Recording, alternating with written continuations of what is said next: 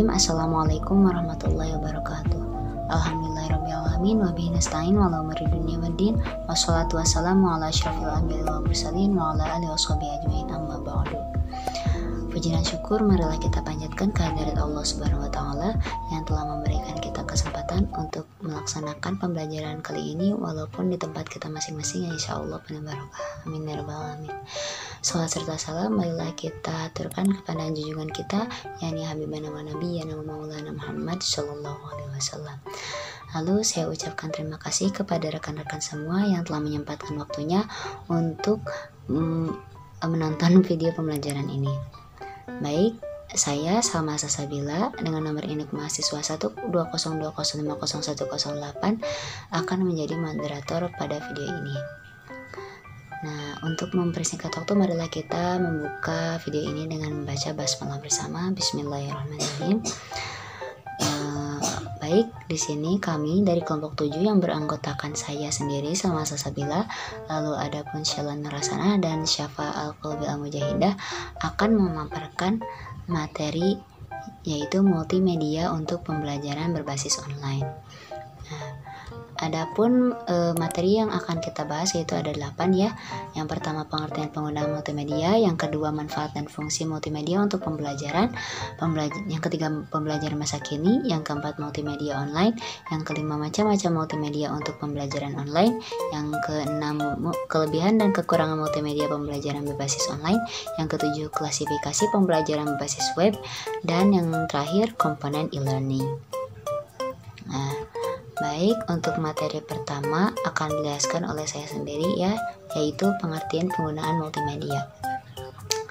Multimedia pembelajaran dapat diartikan sebagai aplikasi multimedia yang digunakan dalam proses pembelajaran, dengan kata lain untuk menyalurkan pesan baik berupa pengetahuan, keterampilan dan sikap, serta dapat merangsang pikiran, perasaan, perhatian, dan kemampuan pelajar sehingga secara sengaja proses belajar terjadi, bertujuan, dan terkendali.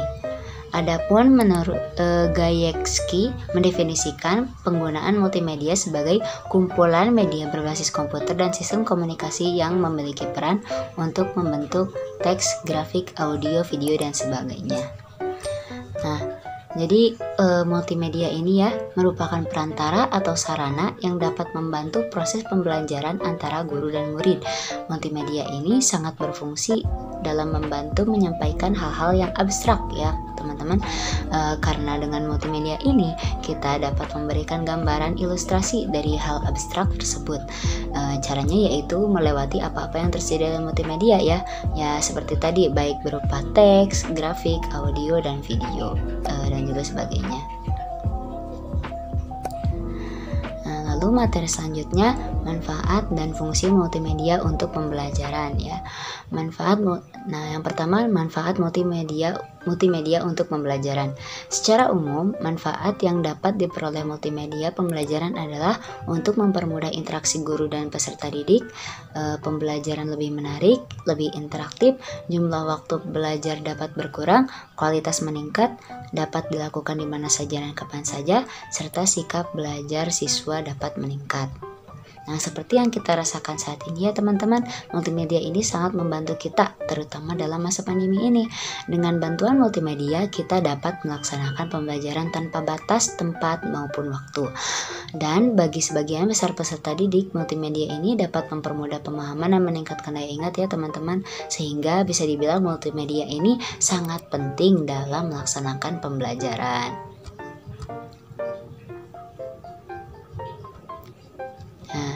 Adapun ya manfaat multimedia untuk pembelajaran secara spesifiknya. Nah, yang pertama materi pembelajaran atau objek yang abstrak menjadi konkret ya. Yang abstrak itu maksudnya tidak bisa kita rasakan dengan panca indera ya, menjadi konkret, menjadi bisa diterima oleh panca indera kita seperti terlihat atau teraba ya, dan lain sebagainya.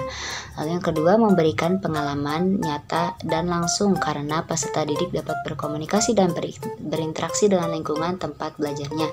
Contohnya seperti dengan pohon ya kawan-kawan, rumput dan tanah dan sebagainya ya. mereka bisa berinteraksi dengan lingkungan langsung. Lalu yang ketiga, memberikan materi pembelajaran secara berulang-ulang. Maksudnya di sini dengan multimedia seperti rekaman kaset, tape recorder, atau televisi, materi tersebut bisa diulang-ulang ya tanpa batas waktu gitu, tanpa harus adanya pemateri gitu. Lalu yang keempat, adanya persamaan pendapat dan persepsi yang benar terhadap suatu materi atau objek pembelajaran. Nah, ini misalkan contohnya ketika menyampaikan materi pembelajaran secara lisan atau ceramah, maka materi mungkin akan terjadi pembedaan persepsi ya pada murid. Namun jika materi ini disampaikan dengan multimedia secara langsung ya, maka akan terjadi persamaan pendapat dan persepsi karena mempermudah pemahaman murid. Nah, lalu yang kelima, menarik perhatian peserta didik sehingga membangkitkan minat, motivasi, aktivitas dan kreativitas belajarnya. Nah, lalu yang keenam, membantu peserta didik belajar secara individual, kelompok atau klasikal. Lalu yang ketujuh, materi pembelajaran lebih lama diingat dan mudah untuk kembali dengan cepat dan tepat. Nah, yang kedelapan, mempermudah dan mendorong pendidik menyajikan materi pembelajaran dalam proses pembelajaran sehingga memudahkan peserta didik untuk memahami materi tersebut.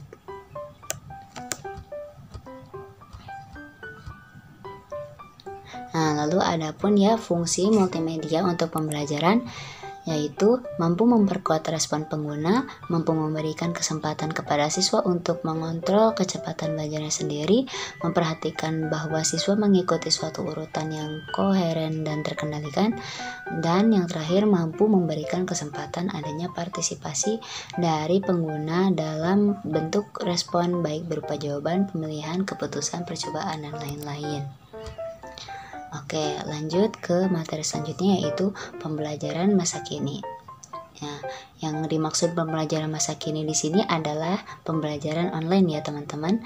Nah, pembelajaran online pada dasarnya adalah pembelajaran jarak jauh.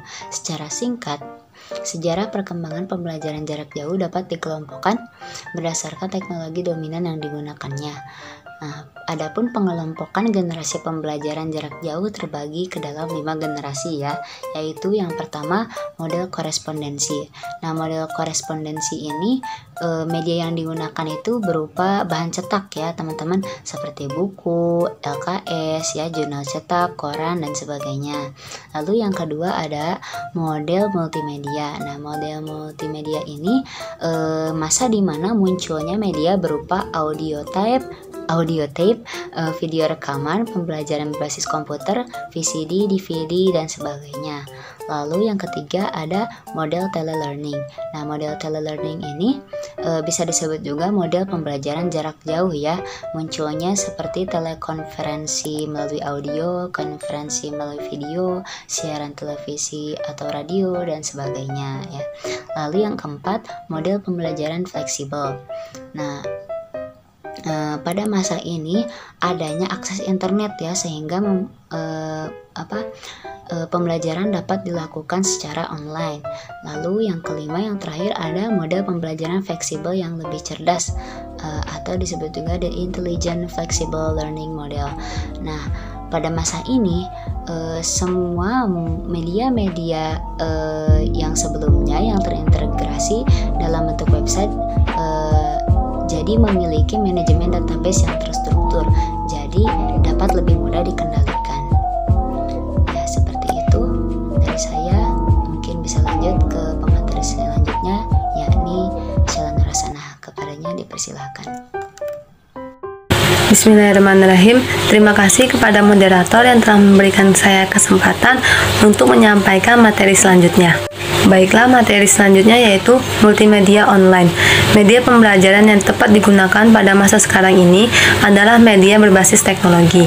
Kata teknologi seolah tak lepas dari ilmu pengetahuan, karena memang pada hakikatnya teknologi adalah penerapan ilmu atau pengetahuan lain yang terorganisir ke tugas-tugas praktis. Teknologi Informasi dan Telekomunikasi atau Information and Communication Technology (ICT) merupakan tulang punggung aplikasi Web 2.0. Perkembangan teknologi informasi dan komunikasi yang fenomenal dan menjadi awal munculnya aplikasi web adalah internet. Internet merupakan media teknologi yang multifungsi yang bisa dimanfaatkan dalam dunia pendidikan. Suatu pembelajaran yang memanfaatkan media internet sebagai alat bantu proses pembelajaran dinamakan pembelajaran online, atau juga bisa disebut e-education atau e-learning, atau secara spesifik dalam dunia pendidikan dinamakan model pembelajaran jarak jauh. Istilah e-learning memiliki definisi yang sangat luas. E-learning terdiri dari huruf E yang merupakan singkatan dari elektronik dan kata learning yang artinya pembelajaran. Dengan demikian, e-learning dapat diartikan sebagai pembelajaran dengan memanfaatkan bantuan perangkat elektronik, khususnya perangkat komputer. Secara umum, terdapat dua model pembelajaran online, yaitu sinkronus dan asinkronus. Pada model sinkronus, peserta didik belajar dengan langkahnya sendiri, melihat bahan kuliah dan catatan, dan mengambil masukan dari pendidik ketika peserta didik memiliki waktu. Peserta didik berkomunikasi dengan pendidik dan sesama peserta didik melalui chatting, email, dan mengikuti grup diskusi. Peserta didik belajar sesuai dengan kecepatan belajar dan kesibukannya. Hanya tugas dan tes yang biasanya terjadwal mengikuti batas akhir. Sedangkan pada model sinkronus, peserta didik belajar pada kelas maya dalam waktu yang sebenarnya, seperti pada kelas konvensional. Pendidik memimpin kelas dengan menayangkan presentasi, slide, atau para peserta didik dapat melihat pendidik melalui video berbasis web secara langsung. Selain itu, model sinkronus mengandalkan fitur chatting yang memungkinkan pendidik dan peserta didik berinteraksi. Keharusan untuk mengikuti pengajaran sesuai dengan jadwal yang telah ditentukan seperti pada kelas konvensional menyebabkan model sinkronus kalah populer dibandingkan model asinkronus. Pembelajaran online atau e-learning merupakan pengembangan dari sistem pembelajaran jarak jauh. Sistem pendidikan jarak jauh memiliki atau mempunyai dua komponen, yaitu sistem belajar jarak jauh atau distance learning dan sistem pengajaran jarak jauh atau distance teaching. Sistem belajar jarak jauh memberikan penekanan kepada peserta didik dan proses belajar, sedangkan sistem pengajaran jarak jauh lebih berfokus pada proses pengajaran, sistem organisasi, dan pengajarannya. Unsur yang harus dimiliki oleh pembelajaran jarak jauh berbasis web ada 6, yaitu yang pertama, pusat kegiatan peserta didik. Sebagai suatu community, web-based distance learning harus mampu menjadikan sarana ini sebagai tempat kegiatan peserta didik, di mana peserta didik dapat menambah kemampuan, membaca materi pelajaran, mencari informasi, dan sebagainya. Kedua, interaksi dalam grup. Peserta didik dapat berinteraksi satu sama lain untuk mendiskusikan materi yang diberikan oleh pendidik. Pendidik dapat hadir dalam grup ini untuk memberikan sedikit ulasan tentang materi yang diberikan. Yang ketiga, ada sistem administrasi peserta didik, di mana peserta didik dapat melihat informasi mengenai status peserta didik, prestasi peserta didik, dan sebagainya. Kemudian yang keempat, ada pendalaman materi dan ujian. Biasanya pendidik sering mengadakan kuis singkat dan tugas yang bertujuan untuk pendalaman dari apa yang telah diajarkan serta melakukan tes pada akhir masa belajar. Kemudian yang kelima, perpustakaan digital. Pada bagian ini terdapat berbagai informasi kepustakaan, tidak terbatas pada buku tetapi juga pada kepustakaan digital seperti suara, gambar, dan sebagainya. Bagian ini bersifat sebagai penunjang dan berbentuk database. Yang terakhir yaitu materi online di luar materi kuliah. Untuk menunjang perkuliahan diperlukan juga bahan bacaan dari web lain. Oleh karena itu, pada bagian ini pendidik dan peserta didik dapat langsung terlibat untuk memberikan bahan lainnya untuk dipublikasikan kepada mahasiswa lainnya melalui web. Baiklah, materi selanjutnya yaitu macam-macam multimedia untuk pembelajaran online. Pada masa sekarang ini, ketika proses pembelajaran dilakukan secara jarak jauh, maka media pembelajaran yang populer digunakan adalah multimedia interaktif seperti video pembelajaran, games digital, buku digital, PowerPoint, dan lain sebagainya. Berbagai media pembelajaran online, aplikasi, dan software yang dapat digunakan untuk mengembangkan multimedia pembelajaran khususnya yang berbasis digital adalah dalam pembelajaran, yaitu yang pertama ada Google Classroom. Google Classroom atau ruang kelas Google adalah suatu tempat pembelajaran online yang dapat memudahkan guru dalam memberikan informasi, membagikan materi pembelajaran, serta melakukan penilaian. Dengan Google Classroom, pembelajaran dapat tersampaikan secara maksimal kepada seluruh siswa secara online. Butuh akses internet untuk dapat masuk ke dalam Google Classroom. Manfaat Google Classroom dalam pembelajaran adalah membuat kelas online dengan mudah, hemat waktu, mengorganisasi semua tugas dengan mudah, mengadakan komunikasi dan diskusi dengan cepat, serta data akan aman. Kemudian yang kedua, WhatsApp. WhatsApp merupakan salah satu media komunikasi yang sangat populer saat ini. WhatsApp dapat dijadikan alternatif dalam pembelajaran. Aplikasi ini dapat melakukan percakapan secara online dengan jumlah partisipan yang tidak terlalu banyak, memasukkan teks, suara, dan video. WhatsApp merupakan aplikasi yang sederhana, aman, dan mudah karena sebagian besar orang menggunakan aplikasi ini. Kemudian yang ketiga, Zoom. Zoom adalah sebuah aplikasi pertemuan gratis dengan video dan berbagi layar hingga 100 orang atau lebih. Zoom dapat mengadakan pertemuan, dialog, dan diskusi langsung dengan orang lain dan berbagi materi yang akan dijelaskan dengan sharing screen. Selain itu juga, guru dapat membuka ruang chat atau diskusi dengan siswa sehingga pembelajaran menjadi lebih aktif. Yang keempat ada Google Suite. Google Suite merupakan layanan dari Google yang memberikan fasilitas digitalisasi untuk sekolah di Indonesia. Layanan ini menggunakan email sekolah sebagai alamat domainnya. Selanjutnya ada Canva. Canva merupakan salah satu aplikasi pengelola grafis atau visual berbasis cloud yang populer digunakan saat ini. Sebagai pendidik, kita harus bisa memanfaatkan Canva untuk keperluan desain visual media pembelajaran, seperti membuat infografis, rangkuman materi, worksheet, brosur, poster, template presentasi, dan lain sebagainya. Kelebihan Canva yang pertama, tampilan antarmuka sederhana, kemudian memiliki ribuan template. Yang ketiga, tidak perlu diinstal di komputer.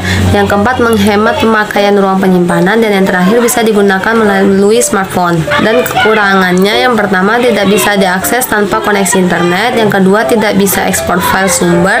Yang ketiga, tidak bisa ekspor file dengan latar belakang transparan. Yang terakhir, tidak bisa ekspor file GIF dan video. Kemudian yang keenam ada Powtoon. Powtoon merupakan aplikasi presentasi dan video animasi interaktif. Kita bisa menggunakan aplikasi ini untuk kebutuhan media pembelajaran seperti presentasi, video animasi, infografis bergerak, dan lain sebagainya.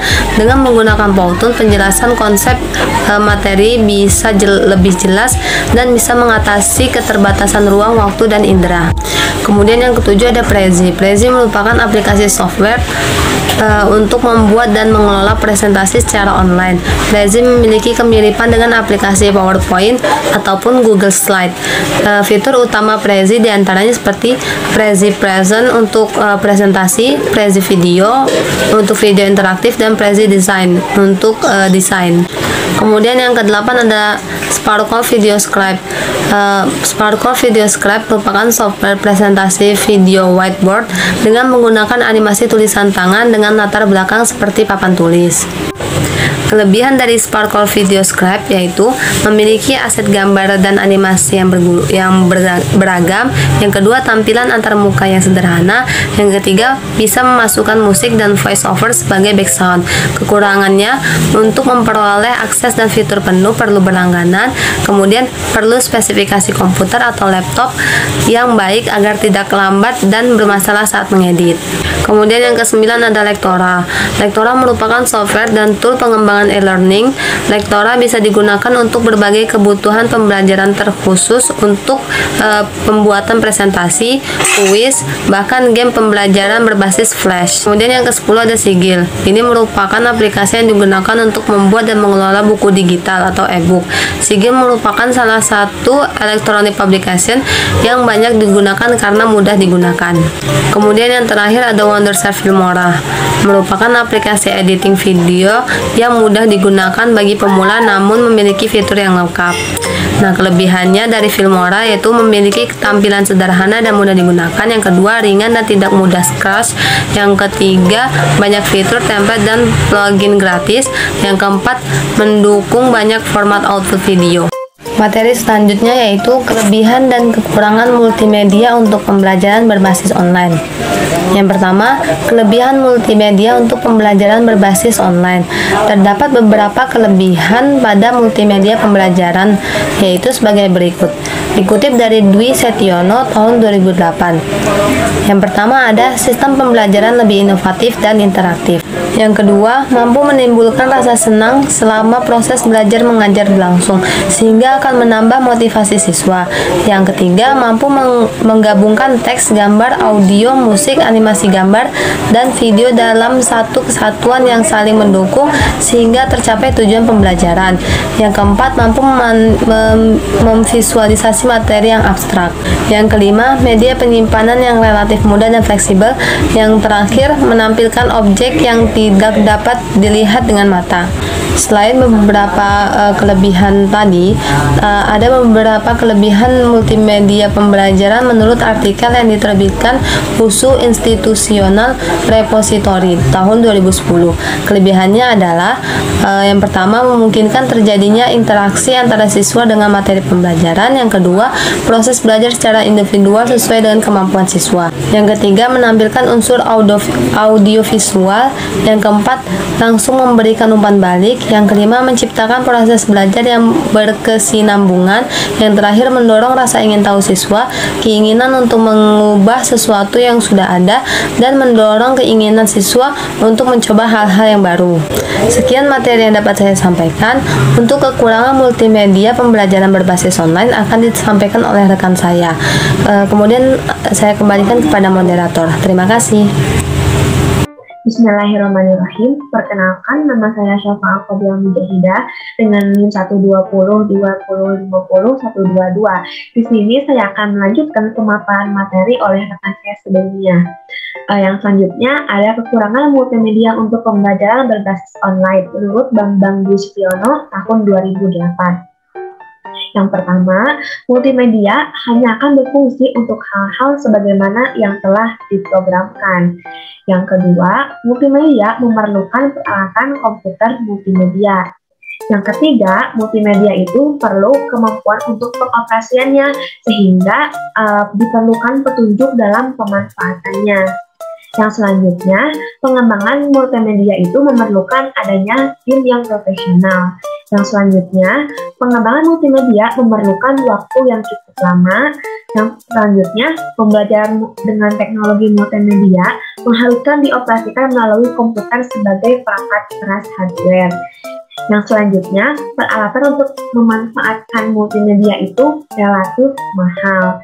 Yang selanjutnya, perlu keterampilan khusus untuk mengoperasikannya. Yang terakhir, untuk pembelajaran multimedia ini perlu keterampilan dan keahlian istimewa untuk mengembangkannya.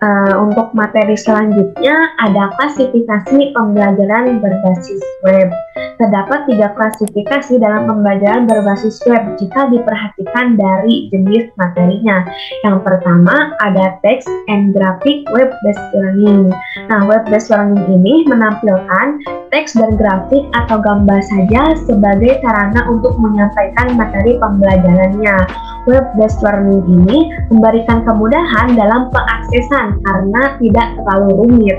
Namun, interaktivitas ini sangat rendah dan menyebabkan pembelajaran tidak mencapai hasil yang optimal. Yang kedua, ada interaktif web-based learning. Nah, web-based learning ini menyediakan beberapa program yang interaktif sehingga peserta didik dapat berinteraksi tanpa bimbingan dari pengajar. Web-based learning ini biasanya dilengkapi oleh self-test, test entry, column matching, dan sebagainya.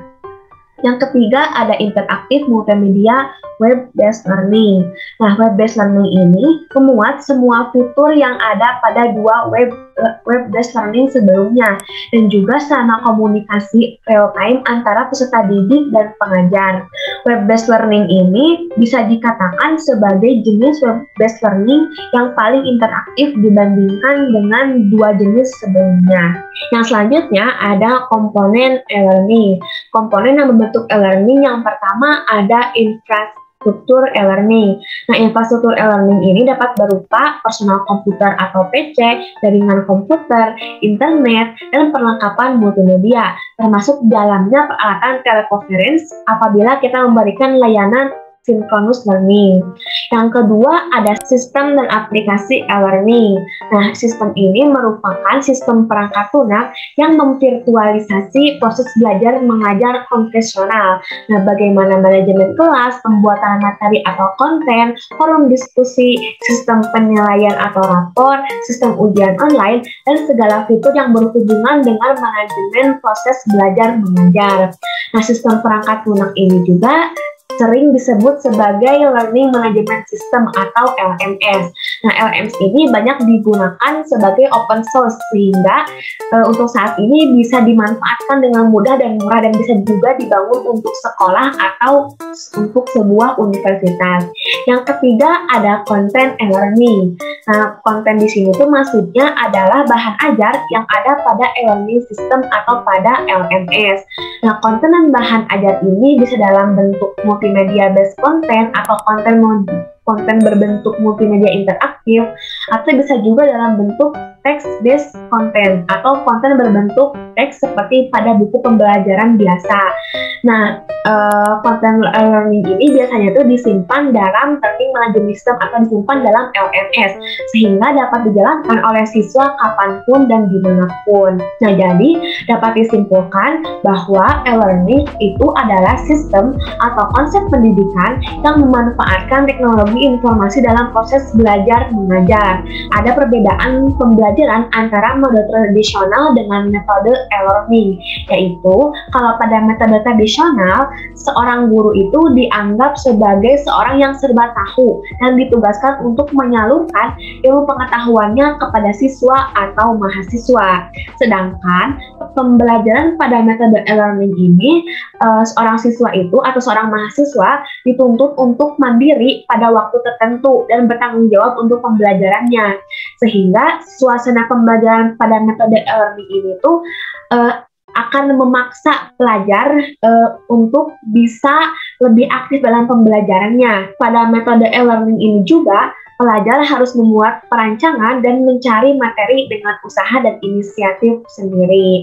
Mungkin sekian pemaparan materi dari saya, kurang lebihnya mohon maaf. Terima kasih. Baik, semua materi telah tersampaikan ya oleh kami kelompok 7. Marilah kita tutup video pembelajaran kali ini dengan baca hamdalah bersama. Alhamdulillahirrabbilalamin. Terima kasih atas perhatian rekan-rekan semua. Mohon maaf bila terdapat banyak kesalahan dari kami dalam video ini. Akhirul kalam, wassalamualaikum warahmatullahi wabarakatuh.